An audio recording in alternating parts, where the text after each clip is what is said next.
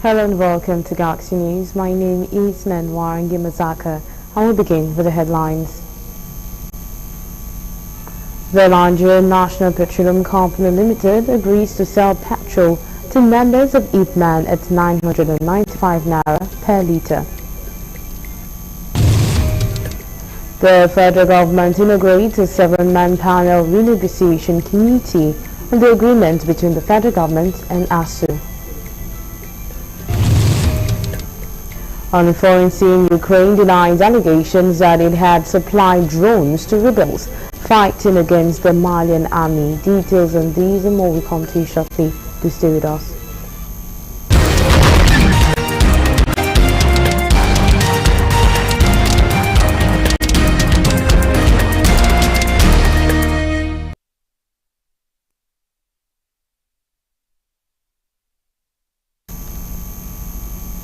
Another news info. The Transmission Company of Nigeria TCN on Tuesday, October 15, said the ongoing restoration of the national grid, which collapsed on Monday, is ongoing and almost completed. The TCN said that the national grid experienced a partial disturbance on Monday, 14th of October 2024 at about 6:48 p.m., adding that efforts to fully recover the grid are still ongoing. The Public Affairs General Manager of TCN, Ndidimba, said in a press statement that it has restored supply to Abuja. The press statement said supply has been restored to the Abuja axis and other major distribution load centers nationwide. TCN said the partial disturbance did not affect the Ibom gas generating station, which was islanded from the grid yesterday and continued to supply areas in the southern part of the country, such as Ekete, Kim Uyo, and E2 132 kV transmission substations during the period. The investigation into the cause of the incident will be carried out as soon as the grid is fully restored.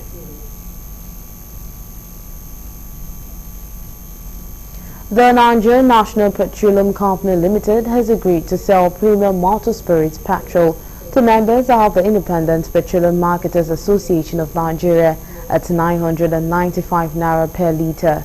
These follow the intervention of the Department of State Services in the controversy between the two parties. The National Vice President of IPMAN, Hamed Fashola, told our correspondents that the intervention of the DSS solved a lot of problems facing marketers. Fashola also confirmed that through their intervention, the Nigerian Midstream and Downstream Petroleum Regulatory Authority agreed to pay the association's outstanding 10 billion naira while resolving issues about the direct purchase of petrol from the Dangote refinery with a 995 naira ex-depot price. Fashola assured that IPMAN members would no longer sell at prices much higher than that of major marketers, saying, however, that distance is another factor for pricing PMS.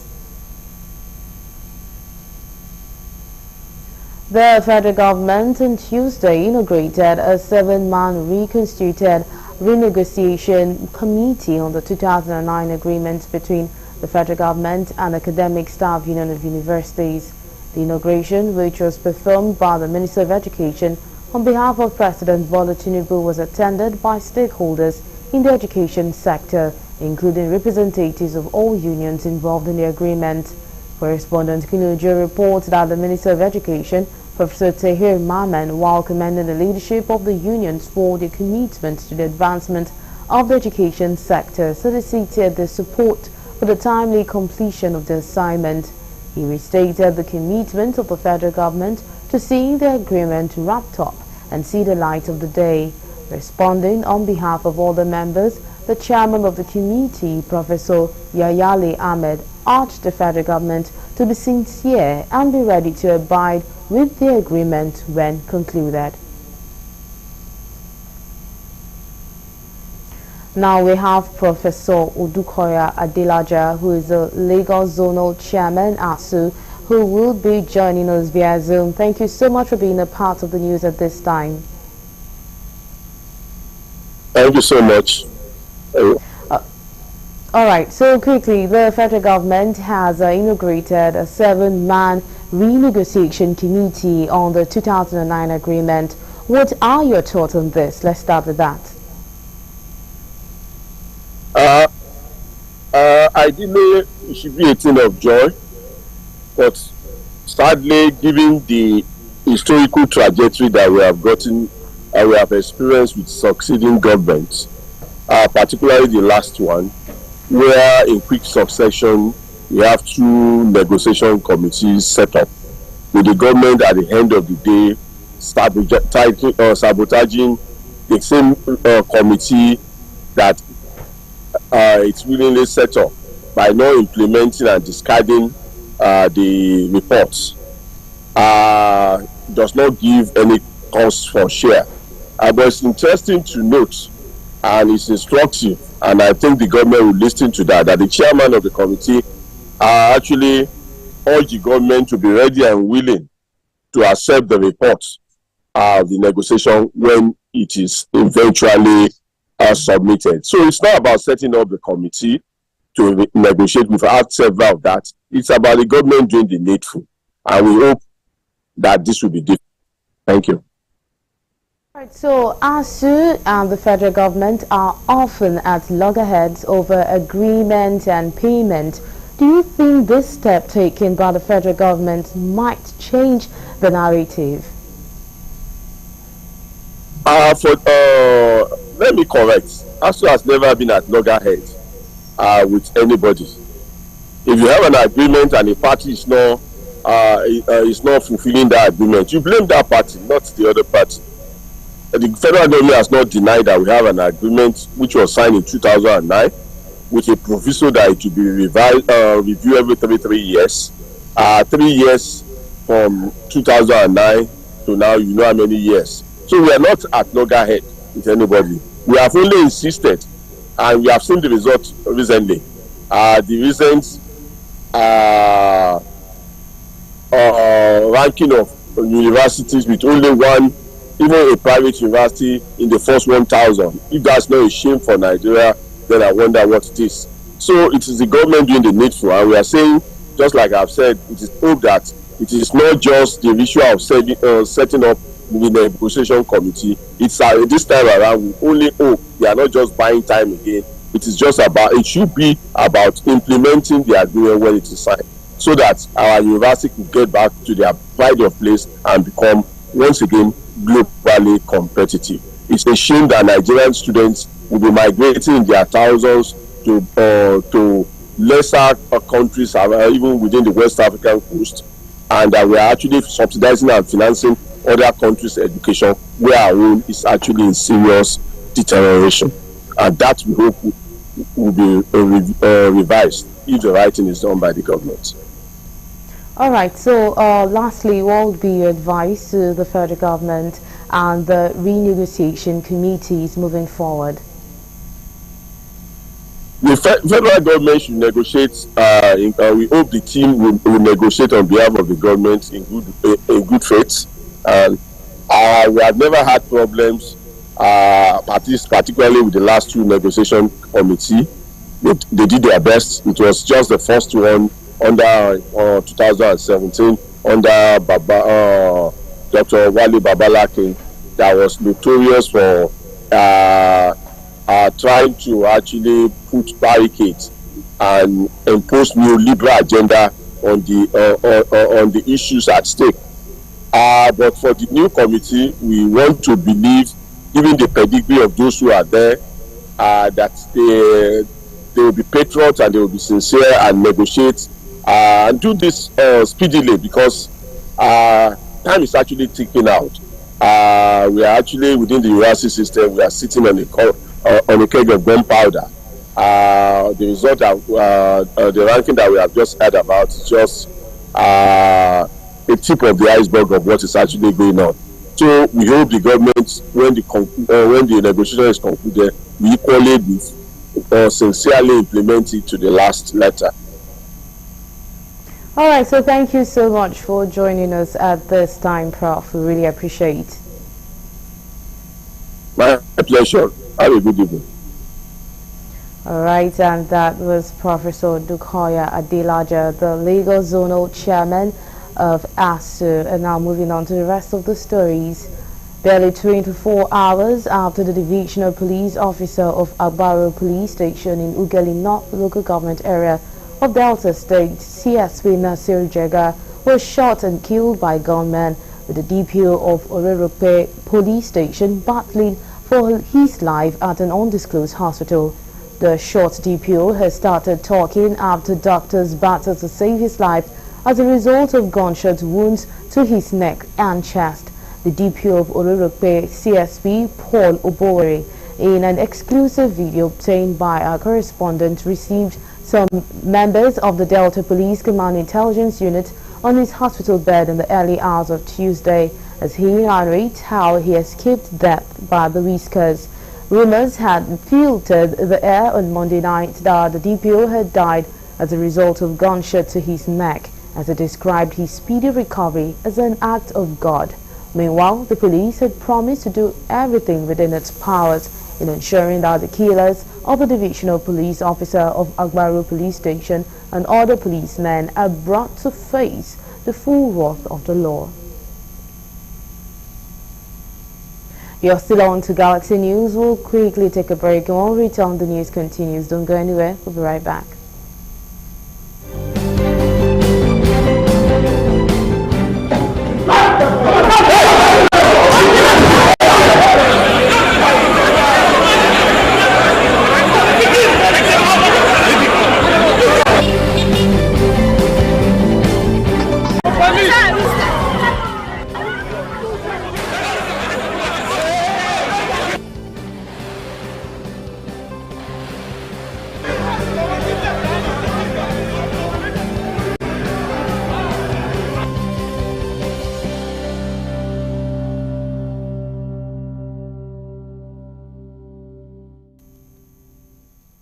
We're glad to have you back. Now, for more updates and latest news, please visit our website www.galaxytvonline.com. Connect with us on our X handle at Galaxy TV. Subscribe to our YouTube channel, youtube.com/GalaxyTV News. You can follow and interact with us on our Facebook page, facebook.com/GalaxyTV. Remember to follow and tag us on our Instagram page at Galaxy TV.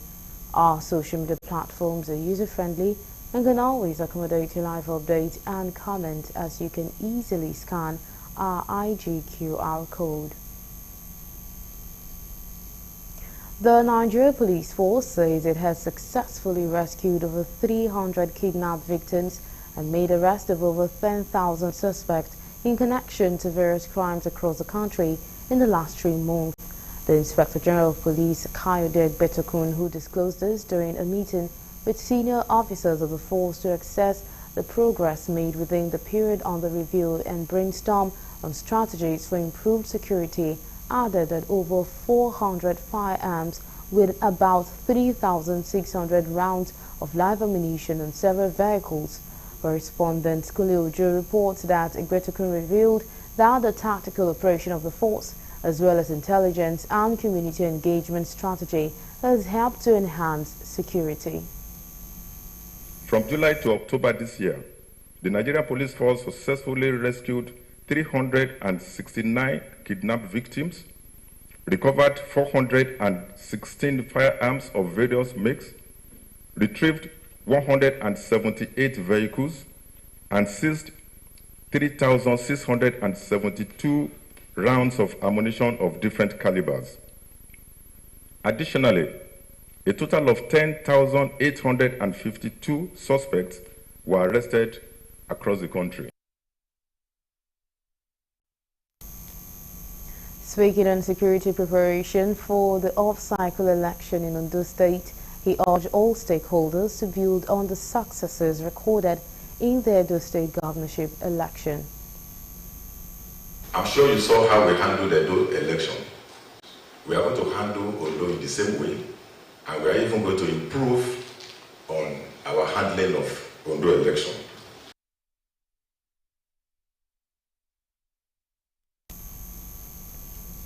As the world celebrates the 2024 International Day for Disaster Risk Reduction, National Emergency Management Agency Northwest Zone brings together major stakeholders and youth to engage them in an interactive session for public awareness on disaster management. The event, which was held in Kaduna with the theme Empowering the Next Generation for a Resilient Future, is on the role of education in protecting and empowering youth for a disaster-free future. NEMA Zonal Coordinator Abani Imam Garki, in his welcome address, said the IDRR Day is a global event set aside to create awareness to the public for proactive measures towards disaster risk management.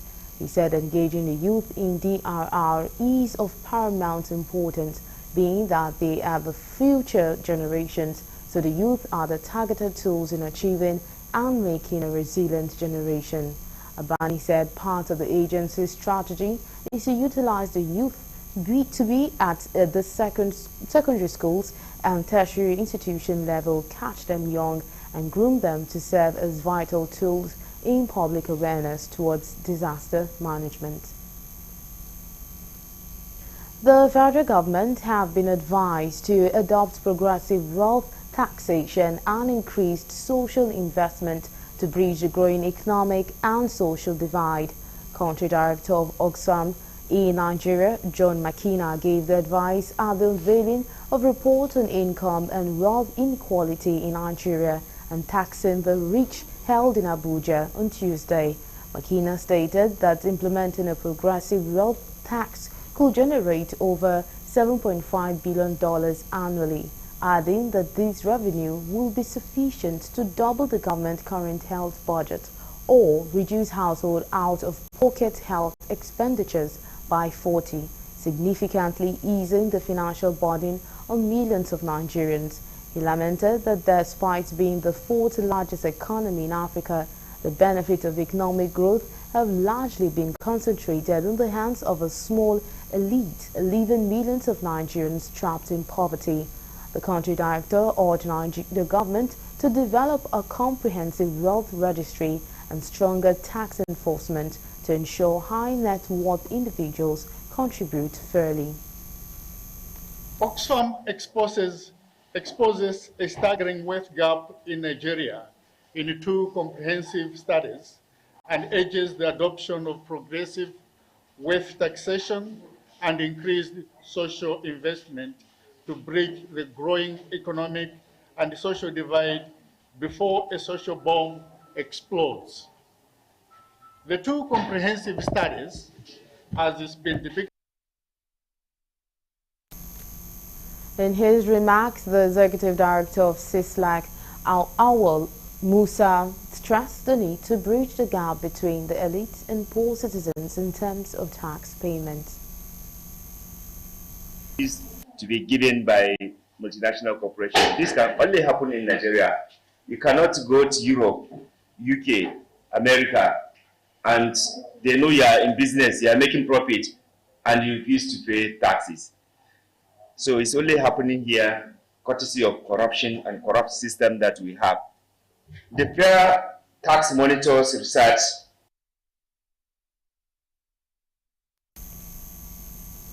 The chairman of the Presidential Fiscal Policy and Tax Reforms Committee, Taiwo Oyedele, has said that wealthy Nigerians earning 100 million naira and above monthly will face a 25% personal income tax rate if a new tax bill is passed by the National Assembly.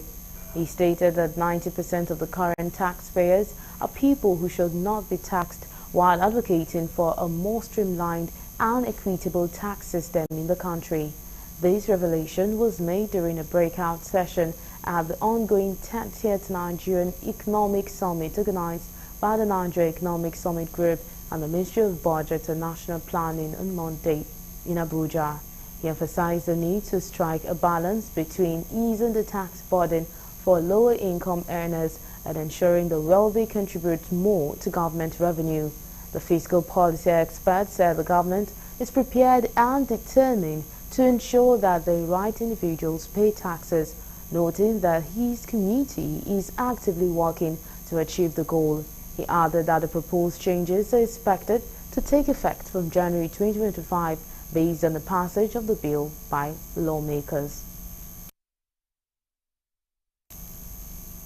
And I'll move over to the foreign desk for more news.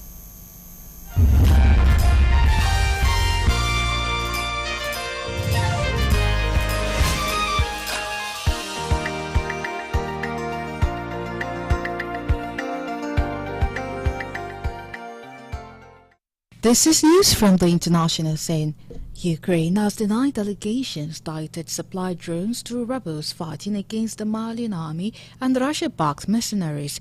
It comes after Paris-led Le Monde newspaper reported that Ukrainian drones were providing support for the Tuareg rebels who are benefiting from discreet but decisive support from Kyiv.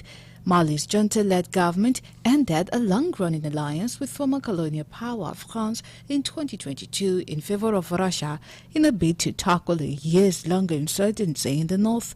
But it has been unable to quell the unrest and recently suffered heavy losses alongside its Russian allies. Mali and its neighbor Niger and Burkina Faso, where the military is also in charge, have since accused Kyiv of supporting terrorism in the Sahel after Ukrainian officials said earlier this year that the country had offered support to the rebels. But on Monday, Ukraine's foreign ministry said in a statement that the country strongly rejects the accusation that they have recently been released. Strongly rejects the accusation that have recently been released by the international media outlet about the alleged involvement of their state in supply of UAVs, unmanned aerial vehicles to the rebels in Mali. It also denied allegations by Malian and Nigerian officials that Ukraine was arming, providing information and giving support to the terrorist coalition. It called for an end to spreading of the false information that repeats the fake narratives of the aggressor state, Russia's propaganda.